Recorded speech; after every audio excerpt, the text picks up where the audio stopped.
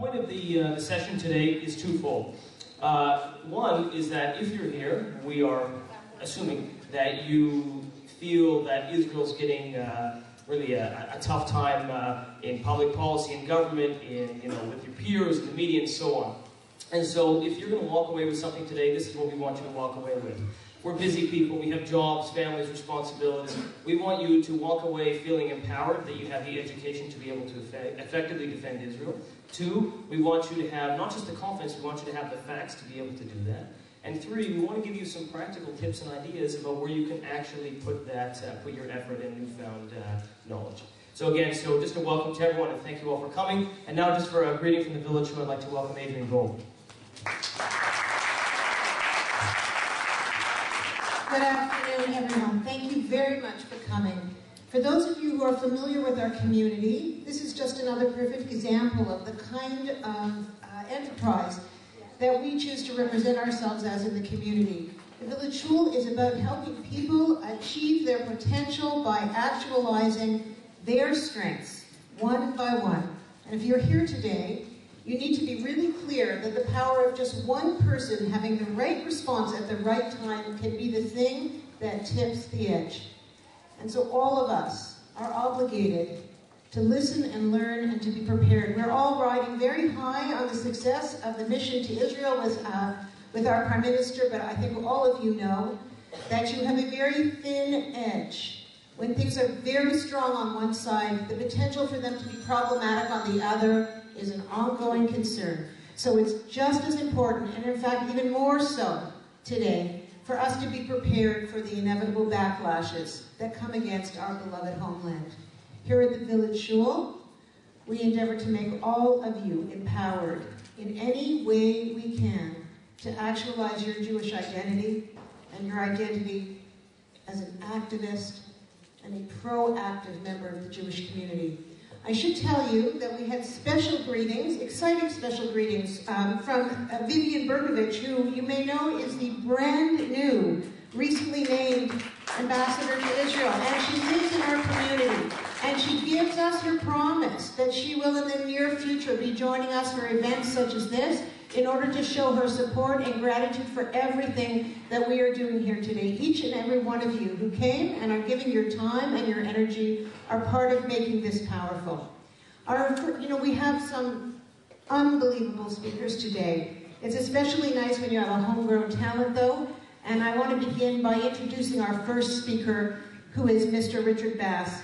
I'm going to read you from his bio for a moment, and then speak personally. Richard Bass is fast becoming one of the foremost experts in Jewish education. His extensive curriculum is widely recognized as one of the most thorough and balanced resources to teach the issues in the Middle East today. Encouraging critical thinking, self-examination, and fact-based logic, he takes his students through a process of understanding what truth is, and then teaches them how to apply that to the often complicated and emotional topics. His aim is to teach educators and students not to just learn but to think. One of the central aims of all his courses is to encourage people to challenge opinion, uncover facts, and search for the truth without bias. He believes and shows us that the truths of these complex and meaningful topics come to light under the greatest scrutiny and academic questioning. He travels extensively to train teachers and students to talk about Israel and the Jewish people. He is a personal friend and one of my heroes, Mr. Richard Bass.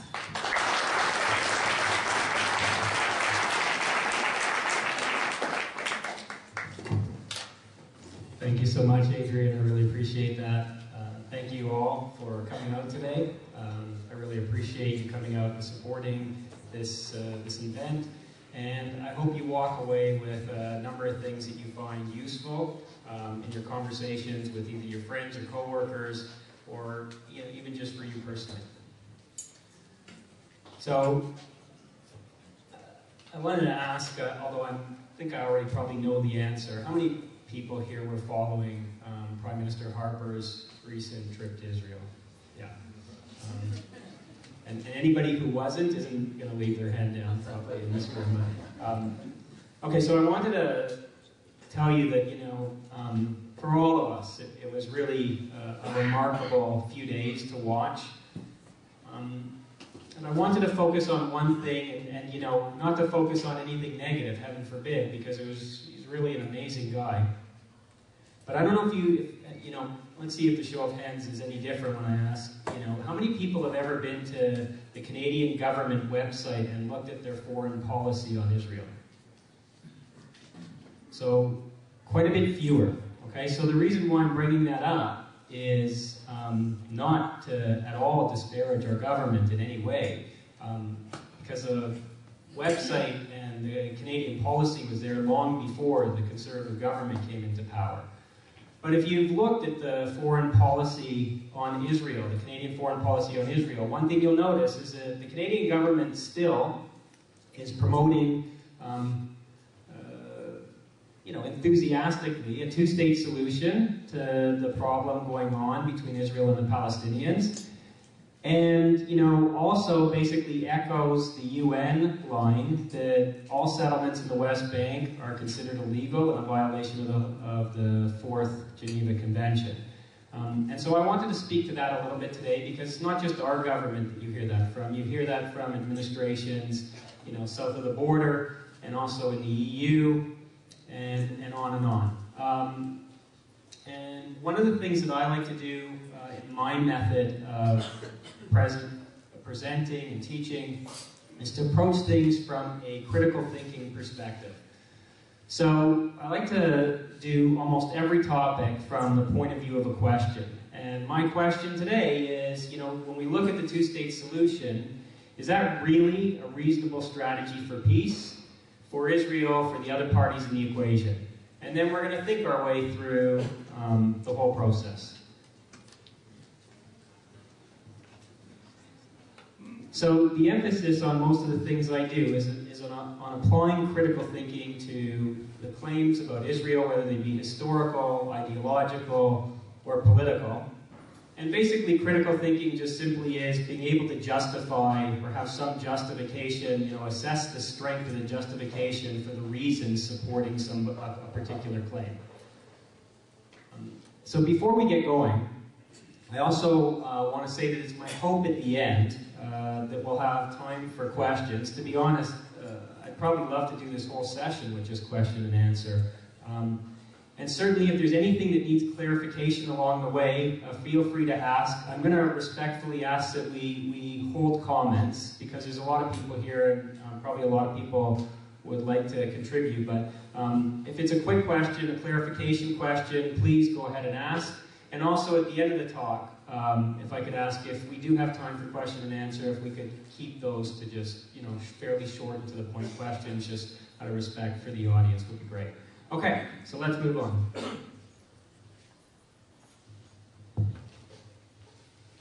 So regarding the dispute between Israel and the Arabs, and more specifically Israel and the Palestinians, the international community has proposed some solutions.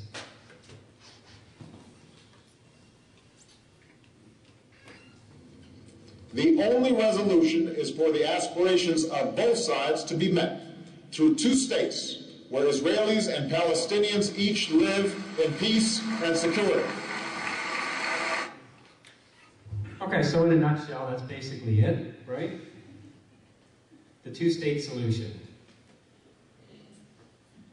So what I want to do is I just want to, I'm going to try and be brief. I'm hoping that some of the other speakers cover this part that I'm doing now in a little bit more detail.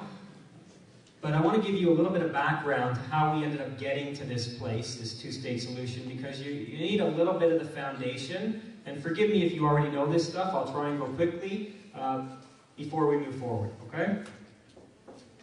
Just out of curiosity, another show of hands. How many people in this room have heard of San Remo? Wow. That's changed a lot for the people that have... hey, Solomon, that's a big difference from a few years ago. Wow. Okay, so... It happened on April 25th, 1920.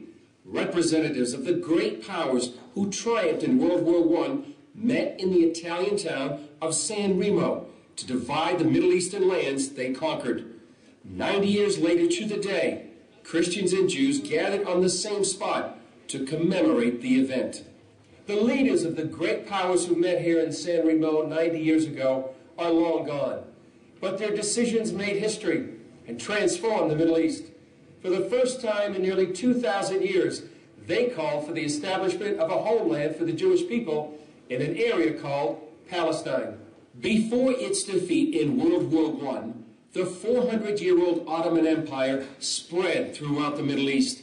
In San Remo, England, France, Italy, and Japan, along with the United States as an observer, divided the empire into 3 mandates: Iraq, Syria, and Palestine. France would oversee Syria, while Iraq and Palestine fell under Great Britain.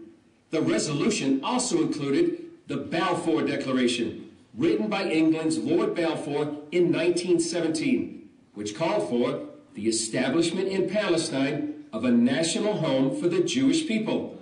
One English diplomat... Okay, so basically, since most of you have heard of it, I'm just going to take 30 seconds and explain that on the heels of the Paris Peace Conference, where the Allied powers, who became the Supreme Court of the world, basically decided what was going to happen to the Central Powers, the territory previously held by the Central Powers in Europe, and they redefined the borders of Europe, and their decisions became law. But they didn't have time to deal with the Ottoman territories, and so they reconvened about a year later in San Remo. France and Britain got mandates for, a good chunk of the Ottoman Empire, former Ottoman Empire. And out of the San Remo conference, where they were basically the Supreme Court of the world at the time, basically said, we're going to now define the borders of the Middle East. So the Arab states that you know now today, Syria, Lebanon, Jordan, and Iraq, these weren't bordered entities in the early part of the 20th century. This all happened at the same time that this other territory called Palestine was created by the international community. And it was these Allied powers that made these decisions and that were backed by the 51 member countries of the League of Nations at the time. So the one that's most relevant to us, although it's important to understand that that at the same point in time, the countries like Syria and Iraq and Jordan, ultimately Jordan, not at this point in time, but Lebanon, all became entities as well. So if you're going to question the Palestine decisions, you've got to also, in my opinion, go back and question the decisions with regard to those territories. Even though we know that's probably not going to happen, the only country still fighting for its due is Israel. Okay? So there was a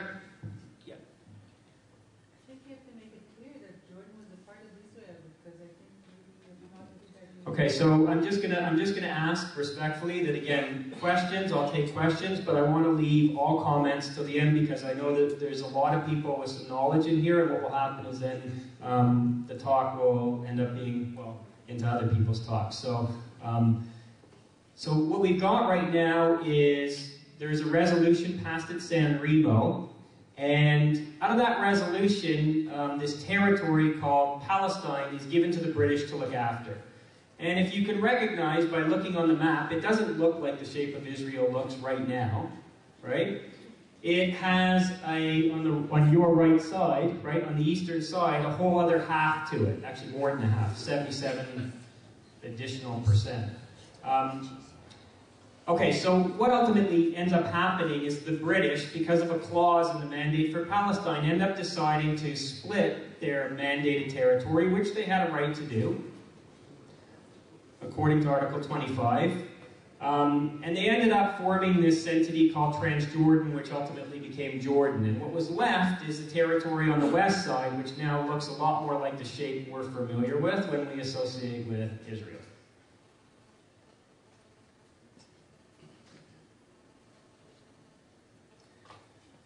Okay, so we're going to fast forward. I'm not going to spend a lot of time on the approximately 27 years that Britain held the mandate over what was left of Palestine, West Palestine. Okay? I'm going to focus on basically the time when Britain decides now it's too big a problem for us. We've bit off more than we can chew. We're broke from 2 world wars, and we're not sure how to make peace between these 2 parties. So we're going to turn this problem over to the United Nations. So the United Nations, as you know, is like a 2-year-old organization at this point in time. And the United Nations basically sends a committee to Palestine to investigate, and they decide to partition it. Now it's not the first time that there's been an attempt to partition a territory. And the yellow is a territory that they decide is going to be an Arab state. And the white is a territory that they decide is going to be left for the Jewish people. And if you look to the southern part, the lower part of the picture, you see that primarily what we got given to us according to this plan was primarily the Negev desert. Now we do remarkable things, but so you have this first partition, right, which really created an Arab state in what was mandated Palestine, originally labeled as the national home, well, the Jewish national home in Palestine is the way they phrased it. So, in could be all, or in could be some, right? It really just depends on how you interpret it. But, so it's broken up already once in 1920, and you could argue that that is the 2-state solution. So there's a number of people here that probably would be happy with that argument, right? So what the international community decides to do is, well, you know what, that's not good enough, right? There's these Arabs in Palestine who aren't happy, and we think we need to break it up again. So I just want to give you a quick fact, because this is probably, maybe you're aware of this, maybe you're not. That yellow area was going to be 99% Arab and 1% Jewish. I don't know how long that 1% would have lasted, but that was the breakdown. And the white territory was going to be 55% Jewish and 45% Arab, according to the population demographics. So, this is kind of still what we're facing today. So this 2-state solution that they proposed was one state was going to be kind of 50-50, and the other state was going to be free of Jewish people. So the Arabs rejected that plan. Was that based on the demographics at the time? I don't understand. Was that the projection of demographics, or was that based on demographics at the time? The question was that based on the actual demographics of the time, or was that projected? That was the actual demographics of the time. And Jerusalem, just so we cover that, was actually going to be a separate international zone, which was going to be roughly equal, Jews and Arabs. But the reason why it became roughly equal is because what the United Nations decided to do was expand the municipality of Jordan, so it took in more of the Arab population, because originally, Jews outnumbered Arabs significantly, and they didn't want to see that be the demographic of the international zone. So they altered what Jerusalem was so that it could be 50-50 as well. So the Arabs rejected that plan, and we know there was the 48 War. And after the 48 War, the Jewish people ended up with more territory than the UN had wanted to give them, had assigned to them. I'm just going to show you a little bit of a graphic so that it'll give you a little bit more picture, because this is kind of setting up where we're going with this whole 2-state thing. Much of this you may already know, but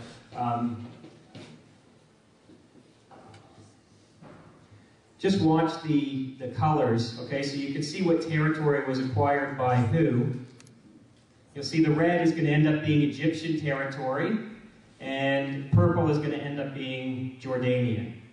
All right, so you can see out of that West Palestine, if you remember, once the Mandate for Palestine split that land off, West Palestine was now partly taken over by Jordan, right? That little bite on your right side, okay? And there's a little strip, which you now know as the Gaza Strip, was taken by Egypt. The Sinai, they also extended slightly into the West Palestine territory. And this was a situation at the end of the 48 War. Excuse me. Would your mechanics work if you pull back? I'll try. Thank you. You're in the way. You've been speaking to my wife. Can you see that? Oh, that's fine. Wonderful. Thank you. Sorry, you have to edit that out, by the way. If that goes on the internet, there'll be like a real two-state solution.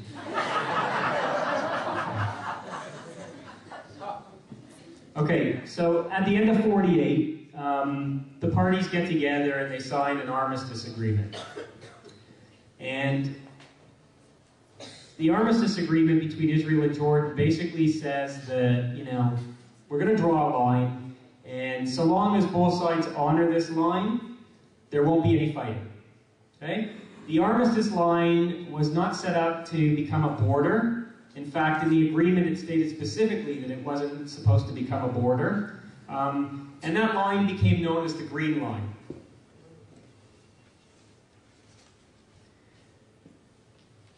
The ramifications, if the Green Line, which has become kind of a sacred line with the international community for border determination, the ramifications for the Jewish people and the state of Israel, should the Green Line become a border, is that the old city of Jerusalem would not be on the Jewish side. So the holiest site in Judaism, the Temple Mount, it's not the Western Wall, it's the Temple Mount, would also not be part of a Jewish state. Now, there probably is a strong argument that goes, well, you know, nobody expects that the state of Israel is going to sign any agreement that has the old city on the wrong side of the Green Line. And that's probably true. There'll probably be some land swaps. But I just wanted you to know that when people talk about pre-67 borders, the conditions as they were in 48, this was on the Jordanian side. So how did the phrase pre-67 lines come about? Because we're only at 48 right now.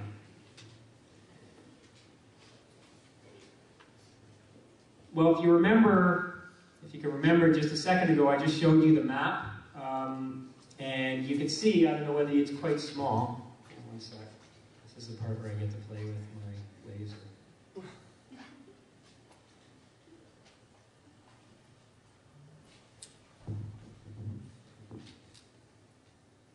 So I don't know if you can see there, but there's the Gaza Strip, remember we spoke about, that was in the red, and then this was purple. Okay? So this was the territory held by both Israel and its neighbors prior to 67. After 67, the map looks a lot different.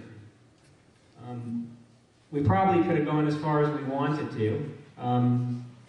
You know, we might have probably even got Tehran if we wanted to at that point in time. But anyway, so you can see that Israel now has the Golan Heights.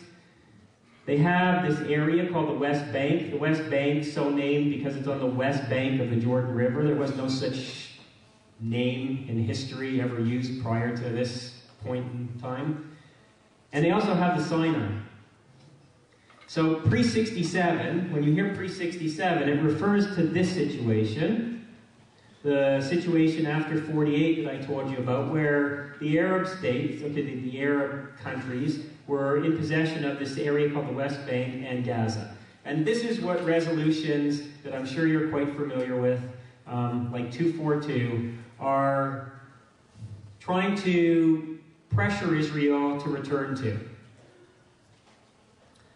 So the key phrases of Resolution 242 basically are that, number one, Israel is supposed to withdraw from territories. First time, by the way, this word occupied is used in reference to these lands. Okay? Israel is called an occupier now. And Israel is supposed to withdraw from these occupied territories. However, in order for that to happen, they are allowed to have, the Arab countries are supposed to recognize that they are entitled to have some security and peace.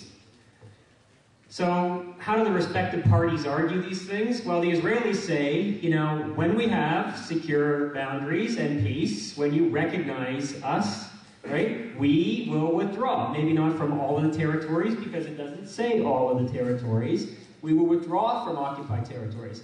How do the Arab parties interpret this? Well, they say when Israel withdraws from the occupied territories, generally all the occupied territories, we will recognize them, and we will recognize their right to have peace. So you can see that there's, kind of a catch-22 here. And it was written this way on purpose. It was written by Lord Carradine with the idea of constructive ambiguity. So for the lawyers in the room, the idea being not necessarily a negative one, the idea being that the parties are going to have to figure out for themselves how to interpret this. We're not going to prejudice either side. Now, certain resolutions have followed this one. Okay, like Resolution 446 and Resolution 467. I think it's 467, 465, okay? Give or take one or two. Okay, but basically are also Security Council resolutions, which basically say that Israel must withdraw from these occupied territories, and not only that, they must dismantle their settlements, which they consider illegal and a violation of the Fourth Geneva Convention, which basically says that a sovereign entity is not allowed to intentionally move its population into another sovereign entity's territory, right? And with the aim of changing the demographic, the ethnicity, and so on and so forth, which they're saying that Israel is doing. Now, the Fourth Geneva Convention was done specifically to apply conditions where, let's say, Nazi Germany was intentionally taking over countries, trying to make them German. The difficulty here is that number one, these so-called occupied territories never belonged to anybody before. So, and the real question is, if you believe in San Remo, then the party that has the strongest claim, according to international law, to these territories is Israel. So how can you possibly be occupying territory that you already have? And number two, what is the issue with Jewish settlements in the West Bank anyway? Why does every Arab state have to be Juden-free? I mean, why can Israel not build settlements? Where, I don't know if you saw recently this week, the Australian foreign minister basically say, I would like to see the source in international law which says that Israel is not allowed to build settlements in the West Bank, which is a very good question. And it's too bad the rest of the international community doesn't ask the same question, because then they would find themselves having to go back to what, in my opinion, is the legal precedent, and Solomon, who's speaking later, may speak to this. The legal precedent is the decisions that were made at San Remo and the mandate for Palestine. Nothing has trumped them in international law to this point. I mean, the Security Council and any body of the UN is bound by its charter to uphold the precedent-setting decisions of the League of Nations. So they're violating their own charter in actuality by making statements that contravene what was already decided. That's a different story, so maybe somebody will go into more detail about it, or we can talk about it a little bit later. But the bottom line is, the real question is, why should Israel be called an occupier, and are these settlements really illegal? That's maybe a topic for a little different conversation, because I want to get to this two-state, a little bit more of this two-state thing.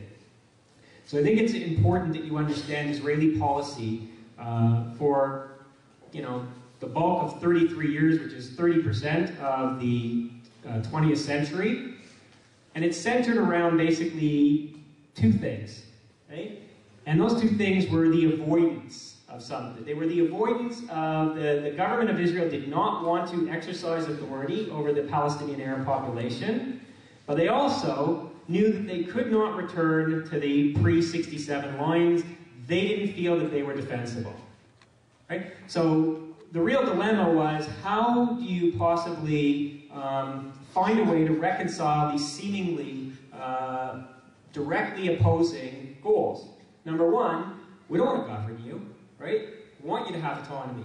But at the same point in time, we can't have a Palestinian state. There can't be two states west of the Jordan River, right? It just doesn't work, right? We're talking about a tiny sliver of land here. You can't defend it, which I'm going to show you a little bit, okay? So Israel didn't annex Judea and Samaria, the West Bank, nor did they annex Gaza in 67, but they also didn't speak a Palestinian state. And there were a number of governments that didn't talk about these things. For example, Rabin, who, arguably was one of the strongest pursuers of peace and dialogue with the Palestinians, never mentioned a Palestinian state, wouldn't mention a Palestinian state, would not discuss a Palestinian state with Saddam. Why? Because he knew what the problem was going to be, right?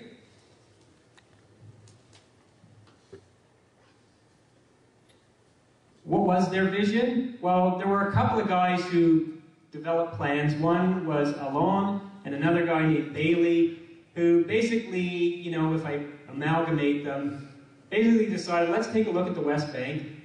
Most of the Arab population lives in, you know, tiny little enclaves, like small enclaves relative to the whole territory in Jenin and Nablus, right? And we think we could give them autonomy in those areas without compromising our security. We need to maintain security, let's say, along the Jordan Valley, for example. I'm going to show you pictures of all this in a second, right? And let's say that we think that could work.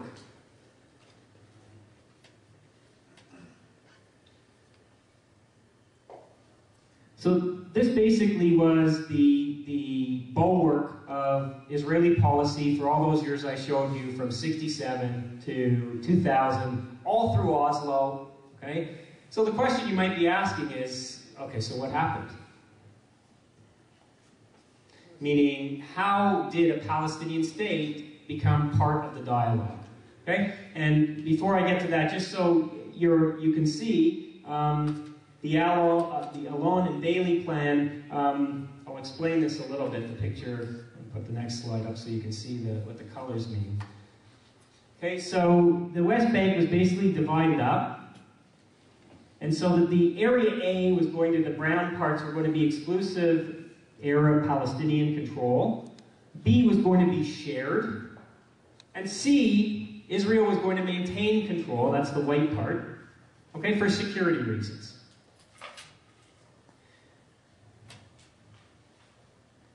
So now we come to Camp David. And what happens there? Well, this is just my guess, okay? I wasn't in the room. I don't know what Ehud Barak was thinking. But this is my guess. Barak basically puts a deal on the table for Arafat that offers him 97%, almost the entire West Bank, everything he's asked for. Okay? So the Palestinians argue, no, that's not true, it was only 93%. Okay? So it was, whatever it was almost everything they asked for. Now you might be asking, okay, well, why would he do that, given what we just said? I mean, if Israel and the previous administrations had said, you know, we can't do that and still have security, why would Barak do that?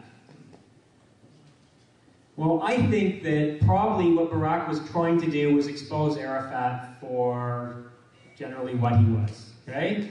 That, you know, he knew that he could potentially offer him the entire deal, everything. In fact, he could probably have offered him, according to Arakat, the Palestinian chief negotiator, later said, you know, Barak could have offered him all of Israel, except for the Temple Mount, and he would have turned it down.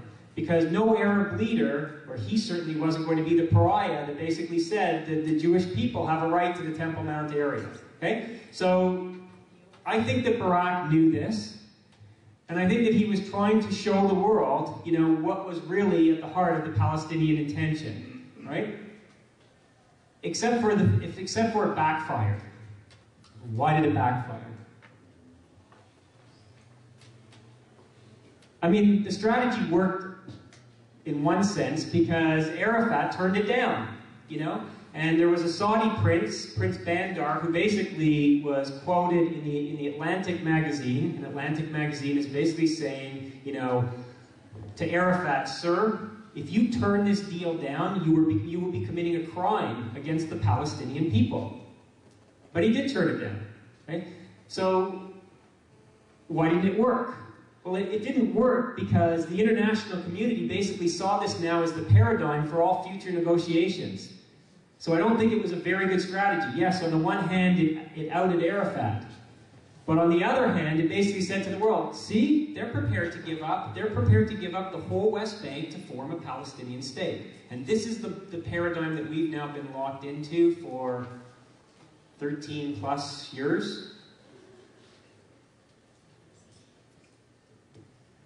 Because from then on, the West, led by America, has basically said, Israel can return to these pre-67 lines, the 48 armistice lines, the 49 armistice lines, which were not supposed to be borders, but basically you just had an Israeli prime minister who was a general basically saying, well, we could give this away, right? How did the world know that he was messing around? Oh, no, I was just kidding, right?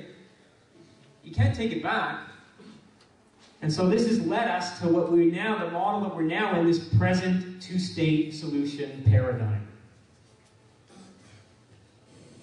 The United States believes that negotiations should result in two states with permanent Palestinian borders with Israel, Jordan, and Egypt, and permanent Israeli borders with Palestine. We believe the borders of Israel and Palestine should be based on the 1967 lines with mutually agreed swaps, so that secure and recognized borders are established for both states. I am aware that these steps alone will not resolve the conflict, because two wrenching and emotional issues will remain: the future of Jerusalem and the fate of Palestinian refugees. Well, I'm not sure that we'd even get to those two problems, because we've got a bigger problem now. Okay, if that's the paradigm, the first time, by the way, any American president has ever stood up in a public forum and basically said Israel needs to return to the pre-67 borders, even though this has been policy, right? A two-state solution based on pre-1967 lines. No president has publicly come out and said that Israel needs to do that, right, until the Obama administration showed up on the scene. So what does that mean? I mean, is it possible that that could be secure borders? I mean, is that a reasonable assumption? You know, to me, the first question we have to ask is, you know, is a two-state solution really the Palestinians' goal? Now, I know you can't see this, but this is an ad placed by the Palestine Tourism Association. You know, it's really, sorry for the sarcasm, it's really so war-torn now that they can place tourism ads, right? In National Geographic in the UK, this is where this ad is from. And I know you can't see the second line, but it says, Palestine lies between the Mediterranean coast and the Jordan River. Okay?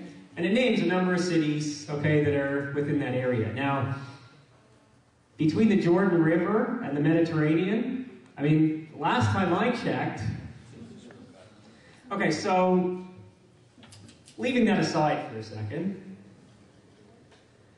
you know, let's say it is their goal. Is it reasonable to believe that if Israel were to reach some kind of a settlement based on those borders, those lines, right, will they have security? So I don't know how many of you saw Netanyahu's speech to Congress in 2011. It was quite a speech, you know. Probably like many of you here, again, not to disparage Netanyahu, but my hope is always that the actions match the words, because, you know, we tend to do a great job in our talk sometimes, but not so much in backing it up. But anyway, what he said in that speech, I think, was true. And, you know, I give him a lot of due, because it's the first time, really, that I can remember in a while that an Israeli prime minister has actually stood up and made these kinds of comments. So what did he say? This is just snippets. You can find the speech for yourself if you haven't seen it. It's, you know, all on the internet. But in recent years, Israel withdrew from South Lebanon and Gaza, but we didn't get peace. We got 12,000 rockets fired from those areas on our cities and on our children by Hezbollah and Hamas. So if Israel simply walked out of the territories, the flow of weapons into a future Palestinian state would be unchecked. Missiles fired from it could reach virtually every home in Israel in less than a minute. I want you to think about that. Imagine that right now we all had less than 60 seconds to find shelter from an incoming rocket. Would you live that way? Would anyone live that way? Well, we aren't going to live that way either. The truth is that Israel needs unique security arrangements because of its unique size. Israel on the 67 lines would be only 9 miles wide. So it's absolutely vital that Israel maintain a long-term military presence along the Jordan River. Solid security arrangements on the ground are necessary not only to protect the peace, they're necessary to protect Israel in case the peace unravels. For an unstable region, no one can guarantee that our peace partners today will be there tomorrow. And when I say tomorrow, I don't mean some distant time in the future. I mean tomorrow. So Netanyahu, for the first time in a few administrations, basically returned, okay, to Israel's security first, pre-Camp David policy. So you flashed about 10 times. Does that mean I have about 100 minutes?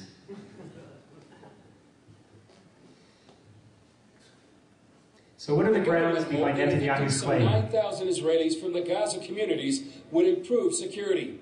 Instead, Israel got war. In exchange, we got more missiles launched at Israel.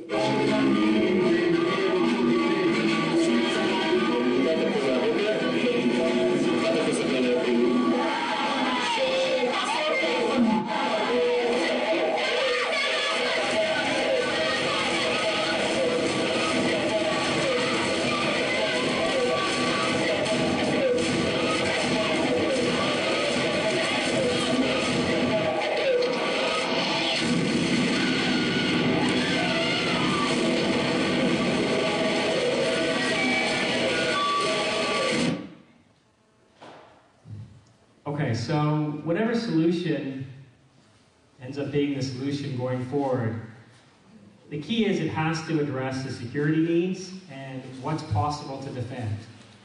So what are some of our security needs? I'm sure almost everybody here has been to Israel. So you're familiar with the geography and the topography. The 9 miles wide that Netanyahu was referring to was the distance between where the West Bank is in Tukarim over to Netanya. You know, you can see that it's not much wider, even as you move further south and further north. We're still talking a pretty narrow strip. Now, what is 9 miles? That's basically like if you go from the lake shore to the 401. That's what you have to defend a country on. That's, you know, I don't care what technology you have. That's really ambitious. And it's not just the fact that it's really close in proximity, but you've also got some topographical concerns. So people know that as you move from the sea to the hills, the Judean hills, you start to increase in elevation. So what does that actually look like?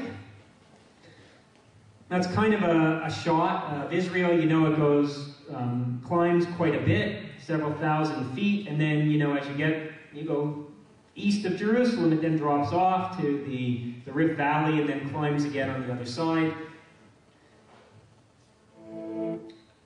So I wanted to show you what that actually looks like in pictures. Now, this is from an Arab village that, should the green line be the determiner of the borders, would not be on the Jewish state side. And this is shot with a telephoto lens. Again, you can type in the name of this village if you want into Google Maps, and you can see for yourself how close it is to Tel Aviv, where 80%, by the way, of that coastal plain that you just saw along the Mediterranean, the coastal plain is where 80% of Israel's population is, where all of its air bases and airports are, where its power stations are. So what you're basically talking about is you're giving up territory that is topographically much higher, overlooking virtually the vast majority of the population of the Jewish state, with the vast majority of its infrastructure. So, sorry for the graphic demonstration, but I just wanted to point out that, you know, when Israel left Gaza, you know, the crossing, you know, ended up being the scene of where thousands and thousands of tons of rockets and missiles got into that were then ultimately launched against Israel. And what would happen is if Israel leaves the Jordan Valley, leaves that area, if you remember that white area that I showed you, Area C, that the opportunity for missiles to come into the West Bank, all right, and to get into these heights would be, I don't think, very difficult. And this is kind of what you're looking at. I mean, that's what you'd have to defend. So that's a view, I don't know whether you can see it, of the Hadera power station, shot from the hills that the Sharon government basically had dismantled a settlement that they dismantled approximately 8 years ago. And this is a shot from a small Israeli settlement, which you can also find on Google Maps. Shot, again, with a telephoto lens. It's about 11, 12 kilometers away, so about 6 miles. I don't know if that works out from here to the lakeshore or something, but basically you wouldn't, I don't know that you'd be able to fly a plane out of Ben Gurion Airport under those circumstances, right? Or how you would protect planes flying out of Ben Gurion Airport should this be the determiner of the borders. I don't know how many people know that there was an airport in North Jerusalem a while back, okay? That, you know, when Sharon basically walled off this northern part of Jerusalem, and then there became a Arab-Palestinian town on the other side, and then they started to build, well, I don't know if you could call them high-rises, maybe they were 5, 6 stories. You could no longer fly a plane out of there because they were, they had rocket launchers, like, that you could just fire right across the air. It was a very, very short distance. We're only talking a few hundred here, maybe from here to the Allen Expressway. So, to think that this is, you know, fantasy to talk like this, we've lived it already. All right, and I don't know whether you can see this, but I just wanted to show you that this is the Arab town of Kalkia, and this is Kfar Saba. You know, many people know Renana. This is Highway 6. I think I have actually a little, yes. Okay. Highway 6, all right, main highway, main artery in Israel. So you're basically talking about one side of the 401 would be the Arab state, and the other side of the 401 would be the Jewish state. So that's what we're being asked to retreat back to on pre-1967 lines. So I want to list some concluding thoughts, and then if we have a couple of minutes, I'll take some questions. Love Golda Meir. I want to read you something she said in her book, My Life. I wish to say that from the time I came to Palestine as a young woman, we've been forced to choose between what is more dangerous and what is less dangerous for us. At times, we have all been tempted to give in to various pressures and to accept proposals that might guarantee us a little quiet for a few months or maybe even for a few years, but that could only lead us eventually into even greater peril. We have always been faced by the question, which is the greater danger? And we're still in that situation, or perhaps in an even greater one. Even the most enlightened of governments, democracies that are led by decent leaders who represent fine, decent people, are not much inclined today to concern themselves with the problems of justice and international relations. At a time when great nations are capable of knuckling under to blackmail and decisions are being made on the basis of big power politics, we cannot always be expected to take their advice. And therefore, we must have the capacity and the courage to go on seeing things as they really are, and act on our own most fundamental instincts for self-preservation. So to those who ask, what of the future? I still have only one answer. I believe that we will have peace with our neighbors, but I'm sure that no one will make peace with a weak Israel. If Israel is not strong, there will be no peace. So, whatever side of the fence you decide to fall on with your free will, okay, and whether you think it's reasonable or not reasonable, all I can do is present to you the evidence and ask you the same question I started with. Do you think 2 states, based on the formula that the Obama administration, the international community, and even Canadian foreign policy is suggesting, would lead to security? And would it lead to peace? No. And I want you to also remember this, you know, because I think it's important to understand the graphic. The area that we're really talking about is that tiny little red strip that we're talking about splitting up again after it's already been divided once, arguably. And we're talking about millions of square miles that the Arab people now have sovereignty over versus one few thousand, 20-something thousand square mile strip of land on the Mediterranean Sea that the international community basically suggested should be the national home for the Jewish people.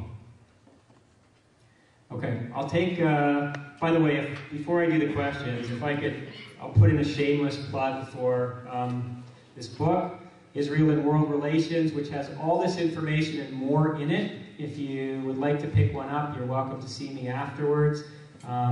And if we have a minute or two, I mean, I'm happy to take a couple of questions until they kick me off. Do we have a minute? Okay. Anybody? Please. Getting back to the demographic question, because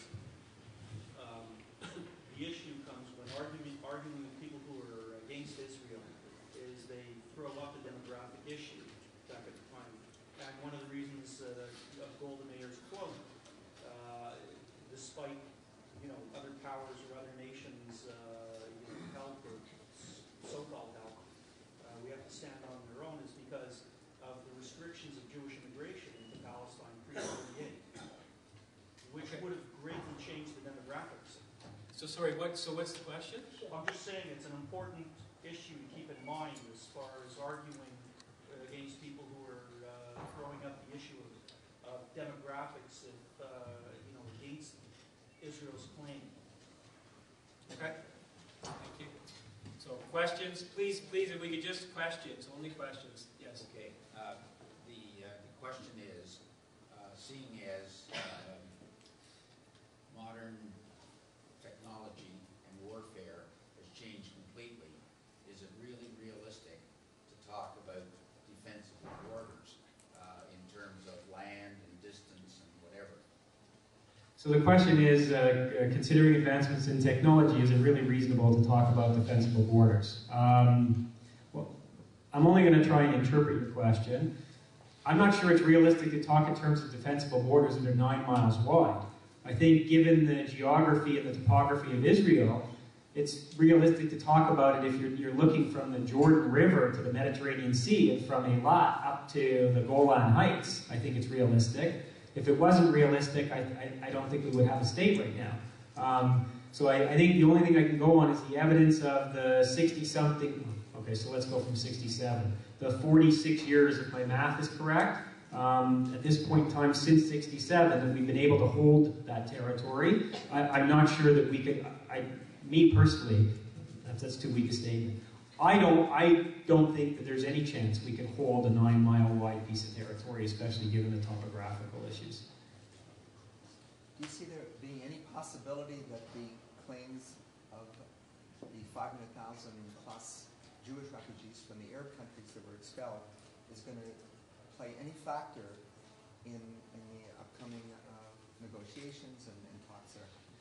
So the question was, do I think that the refugees, the 500,000-600,000, whatever the number is, it's debated, is going to play a factor in the negotiations? Not if Netanyahu's statements are correct, where he basically said that the refugee situation is going to have to be solved in any future Arab state or with the Arab states. I mean, Israel cannot absorb. First of all, it's not 500,000. Which is what it was then. I mean, the Palestinians have that number, according to them, is now in the millions. So the Jewish refugees that were expelled from Arab. The Jewish refugees. Sorry, I misunderstood. So would the Jewish refugees factor into the negotiations? Because if they want to have...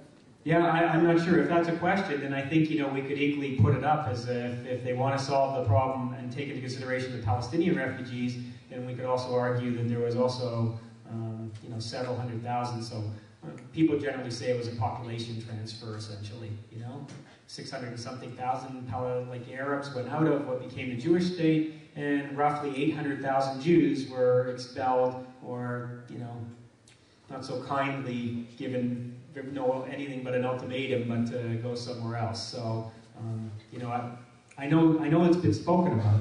Whether the world cares to listen to it is a question. Yeah, there's tens of millions of post-World War II refugees that never got to go back to their land. Why is the world so accepting of these specific refugees, the Palestinians?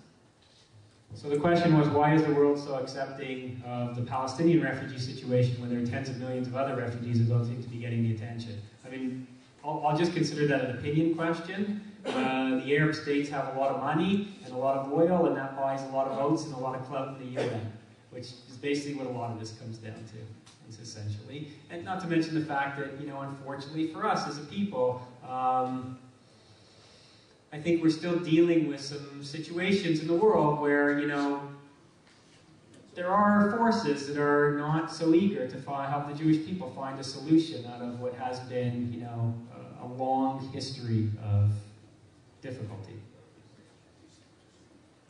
I'm being given the hook. So, first of all, I want to thank you all for coming. I hope it was somewhat enlightening.